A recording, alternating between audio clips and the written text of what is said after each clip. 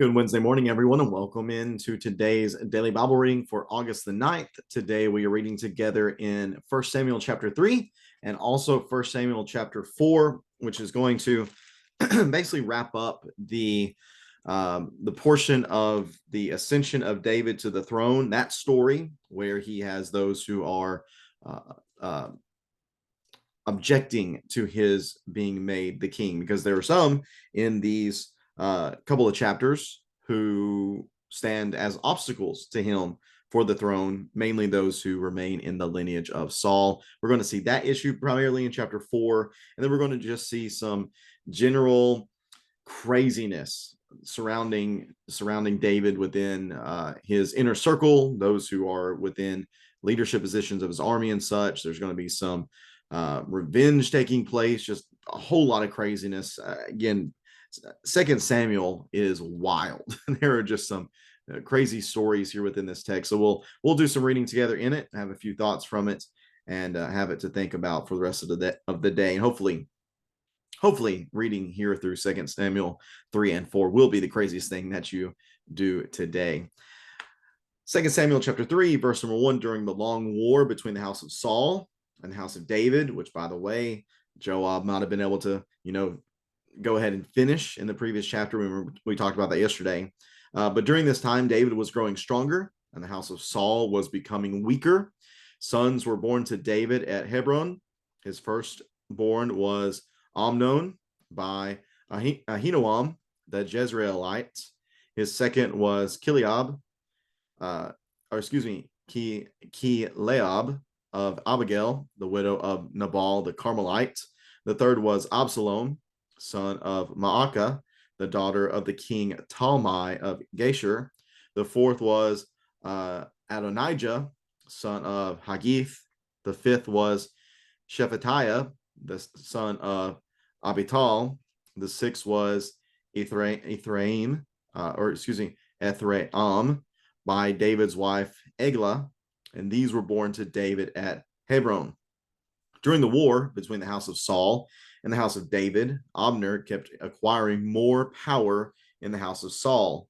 Now Saul had a concubine whose name was Rizpah, daughter of Aiah, and Ishbosheth questioned Abner, "Why did you sleep with my father's concubine?" Abner was very angry about Ishbosheth's accusation. Am I a dog's head who belongs to Judah? He asked. Why are all this time I've been loyal to the family and of your father Saul, to his brothers and to his friends, and haven't betrayed you to David, but now you accuse me of wrongdoing with this woman? May God punish Abner and do so severely if I don't do for David what Yahweh swore to him, to transfer the kingdom from the house of Saul and establish the throne of David over Israel and Judah from Dan to Beersheba. Ishbosheth did not dare respond to Abner because he was afraid of him. Abner sent messengers as his representatives to say to David, "Whose land is it? Make your covenant with me, and you can be certain I am on your side to turn all Israel over to you." David replied, "Good, I will make a covenant with you. However, there's one thing I require of you. You will not see my face until you first bring Saul's daughter Michal when you come to see me." Then David sent messengers to say to Ishbosheth, son of Saul, "Give me back my wife Michal. I was engaged to her for the price of 100 Philistine foreskins." So Ishbosheth sent someone to take her away from her husband Paltiel, son of Laish.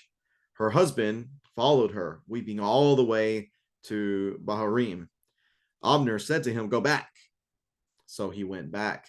Abner conferred with the elders of Israel. In the past, you wanted David to be king over you. Now take action, because Yahweh has spoken concerning David. Through my servant David, I will save my people Israel from the power of the Philistines and the power of all Israel's enemies. Abner also informed the Benjaminites and went to Hebron to inform David about all that was agreed upon by Israel and the whole house of Benjamin. When Abner and 20 men came to David at Hebron, David held a banquet for him and his men. Abner said to David, "Let me now go, and I will gather all Israel to my lord the king.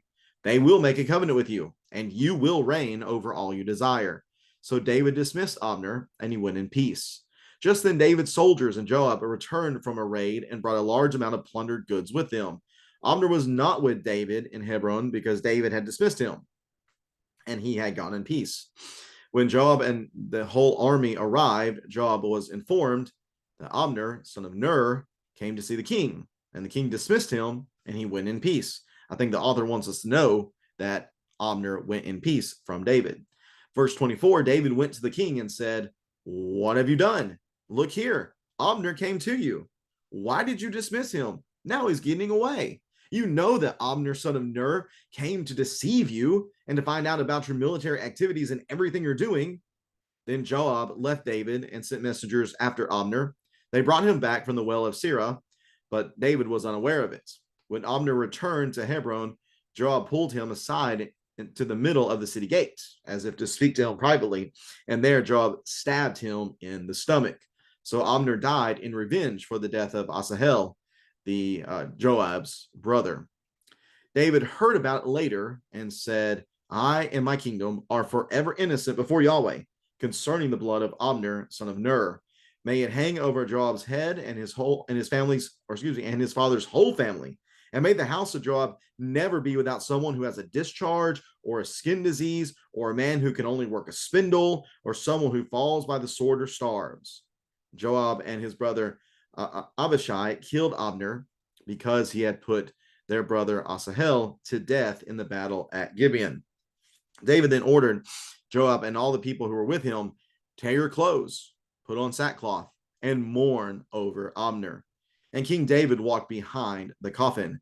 When they buried Abner in Hebron, the king wept aloud at Abner's tomb. All the people wept, and the king sang a lament for Abner.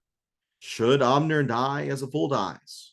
Your hands were not bound, your feet not placed in bronze shackles. You fell like one who falls victim to criminals." And all the people wept over him even more.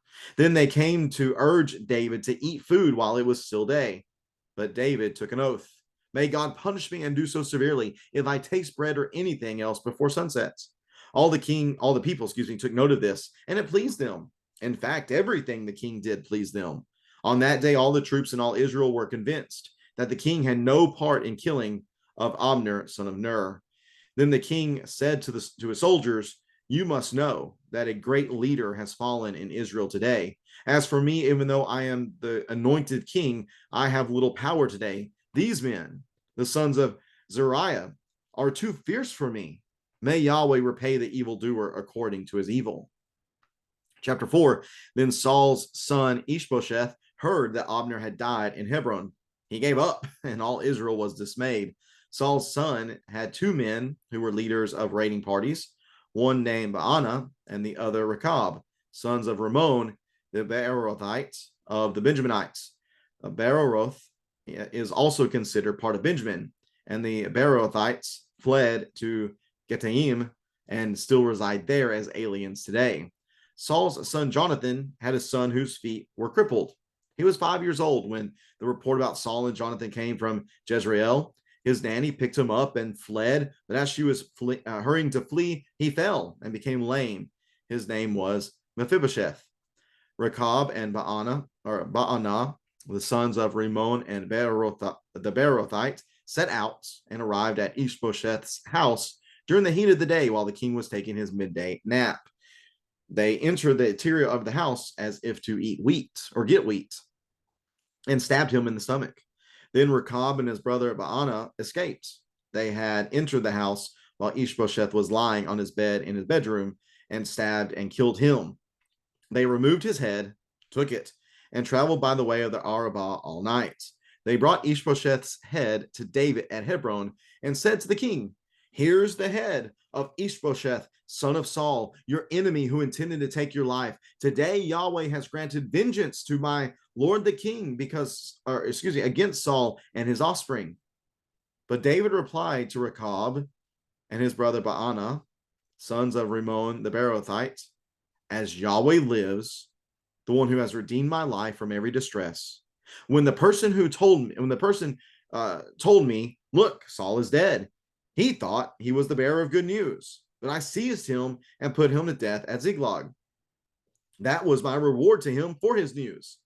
How much more when wicked men kill a righteous man in his own house on his own bed? So now, should I not require his blood from you and purge you from the earth? So David gave orders to the young men, and they killed Rechab and Baanah. They cut off their hands and feet and hung their bodies by the pool in Hebron. But they took Ishbosheth's head and buried it in Abner's tomb in Hebron. And that is 1 Samuel chapter 3 and 1 Samuel chapter 4. Again, a lot's going on here within these chapters. Let's notice just a few things to bring to our attention. Number one, again, it seems that a lot of what goes on here between the two warring factions of Israel maybe could have been avoided if Joab would have just finished off the battle there in chapter 2. But I do want to note concerning David and his sons and wives that are mentioned in verses 2 through 5. Similarly, this is not good. It's not good that David has acquired all these wives. I say that based on what is written in Deuteronomy chapter 17, where there is a distinct command given to the kings of Israel that they should not heap up wives for themselves. Why? Because so often heaping up wives would be seen as a power play, just to show that you have the power to do so. But also, oftentimes, kings would have many wives, especially wives that were taken from other kings around them in order to establish peace and such. That seems to be the case, especially whenever we look at the end of verse number 3, where there is Absalom, the son of Maacah, the daughter of King Talmai of Geshur. So David here seems to establish an alliance with this particular man and his kingdom. Again, this is just not good. And unfortunately, if you recognize any of these names, you know that many of these sons are going to cause David a great deal of heartache down the road. Now, it is mentioned a couple of times that within this, that there are those who are ascending and those who are descending as far as power within the story. At the beginning of the chapter, the text tells us that David was growing stronger and the house of Saul was growing weaker. Specifically within Saul's house, the man Abner, who was the leader of Saul's army. This is going back here. Oh, let's see here. Abner is mentioned at the end of First Samuel, I believe. Is that right? I think so. Yeah, here we go. Verse number in 2 Samuel chapter 2, in verse number 8, Abner was the son of Ner, the commander of Saul's army. Many people believe he was Saul's cousin, if we're talking about just the relationship between the two. He has basically established Ishbosheth as a puppet king within Israel. He is the one who really is pulling the strings, but Ishbosheth, because he is Saul's nephew, I believe that would be the case. Because he's Saul's nephew, he was the one that's actually closest in line to be the next king. Now, with this being the case, this is Saul's son. Some people believe, though, that Ishbosheth is actually an illegitimate son. There's a lot going on behind that, but nonetheless, Ishbosheth is the one who is naturally in line for the throne. But Abner is more than likely using him, by what we can tell here, for the basically use him to puppet power. Abner's really calling the shots. Ishbosheth's just the public figure. That seems to be what's going on here within this text. Ishbosheth, though, calls out Abner. It seems that Abner maybe has made a play for even more power by taking one of Saul's concubines. Now, whenever the king had women who were his wives or concubines, even once the king dies, others were not supposed to take those women. Because again, taking that woman would basically be saying that you have conquered that king. So Ishbosheth calls out Abner on this. Abner does not seem to really deny this whatsoever. He's just offended at the fact that Ishbosheth actually had the nerve to say anything against him. So notice what Abner says. He says, may God punish Abner and do so severely. So may he punish me and do so severely. If I don't do for David what Yahweh has sworn to him. Hold on a second. You mean to tell me he knows that David is the promised king of Israel? And yet he still is, up to this point at least, aligning himself with Ishbosheth. Why? Well, because Abner's just always about the power. Whichever position gives him the best opportunity to win and be successful is the position that he's going to be in. Who cares what Yahweh has said? He says, I'm done with you. I'm going to go on to Abner, or I'm going to go on to David, and I'm going to serve him from now on. Ishbosheth's not going to say anything because he's terrified of Abner. I'm honestly quite shocked that he even said anything about Rizpah, the concubine, in this moment, but he did. At this point, Abner sends messengers to David and says, "Hey, I'm on your side now. I want to come help you, give you what's yours." David says, "That's fine, but you're not going to see me until you bring Michal to me." Remember, Saul's daughter that had been given to Paltiel. Once David had left, Saul had given his daughter to someone else, and David wants her back, even though he's already got 6 wives. Besides her at this point, he's ready to bring the first back to make that number 7. Maybe David is doing this because in having her, being married to her, he now has a legitimate claim to the throne as being a son-in-law of Saul. Possibly that's what's going on here. Also, possibly that he just misses his wife of his youth. She was his first wife, and they seem to have a good relationship there in the beginning. So he wants Michal back. Sad little note there where Paltiel starts following Michal, and as she's going to David, and then Abner, again, he just means business. He's like, "Hey, buddy, she's not yours anymore. You need to go on." And Paltiel ends up going away. Just kind of sad thinking about that whole situation. Well, moving on from there, Abner gets to business really setting up David as the king in Israel, trying to unite the people under his rule. He says that to the elders, "Hey, you wanted David to be king? Well, just make him king. Make this happen. This is what Yahweh said, so you just need to make this happen." I really appreciate the get to itness of what Abner says in verse 18. Now take action and let David do what Yahweh said he was going to do. But he has to go and he has to talk to the Benjaminites. He has to talk to all these people who are on the other side so that they can all be unified under the rule of David. Because remember, the Benjaminites especially had to be convinced of this, since they were the tribe from which Saul had originally come. Now, after all this takes place, we see that Abner ends up leaving David's presence in peace. It says it 3 times that this is the case, that he left in peace. Again, I interrupted and said, I think the author wants us to know that Abner and David were on good terms at this moment, so much so that it is mentioned 3 times. And this is important because once Joab gets back, remember at the end of chapter 2, the Asahel, one of Joab's brothers, and Joab and his brothers are the nephews of David. That's what I was thinking of. They were the nephews of David. They were fighting previously. Asahel was chasing after Abner. Abner told him to stop. "I don't want to have to kill you." He didn't stop. He ends up killing him. So once Joab finds out that Abner has been here and that David's cool with him, basically, that he's at peace with David, Joab's really upset about this.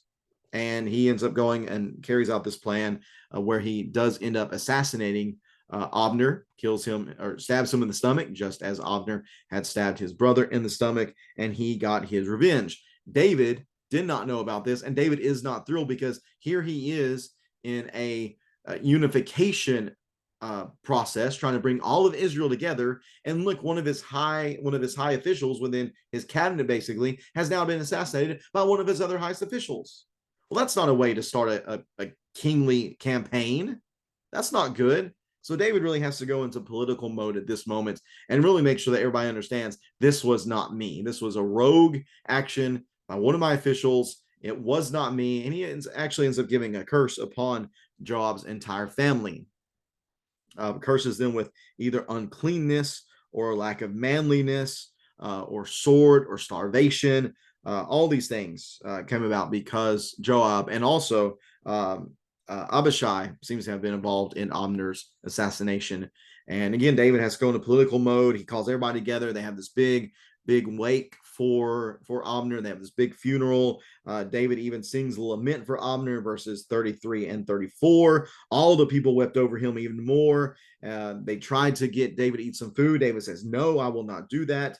May God punish me, do so severely, if I eat anything before sunset." And verse 36, all the people took note of it, and it pleased them. In fact, everything the king did pleased them. And on that day, the troops in all Israel were convinced that the king had no part in the killing of Abner, the son of Ner. Again, this is politics.